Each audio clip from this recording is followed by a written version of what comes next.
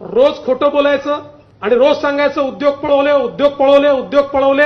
Meanwhile, महाराष्ट्रातील उद्योग गुजरात नंतर मध्य प्रदेशात 50,000 कोटींचा गेल प्रकल्प महाराष्ट्राबाहेर.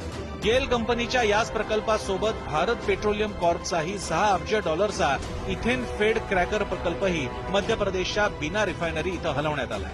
आता महाराष्ट्रातून गुजरातला हलवण्यात आलेले प्रकल्प कोणते तेही पहा.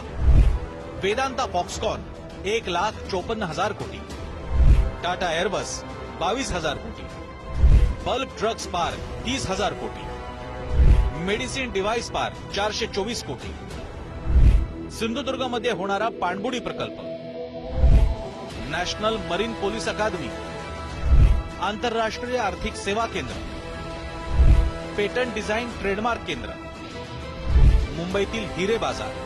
पुणे आणि पिंपरी चिंचवड जगाच्या नकाशावर अधोरेखित झालं ते हिंजवडीमुळे. त्यामुळे आता आणखी 37 कंपन्या ह्या महाराष्ट्राच्या बाहेर जाणार आहेत. हिंजवडीमधून आयटी कंपन्यांचं स्थलांतर होतंय, हे अत्यंत धक्कादायक आणि चिंतेची बाब आहे. त्यामुळे ट्रॅफिक जाममुळे आयटी कर्मचारी वैतागलेत आणि कंपन्यांच्या स्थलांतरामुळे आता बेरोजगारी वाढणार हे पुन्हा एकदा स्पष्ट झालेलं आहे.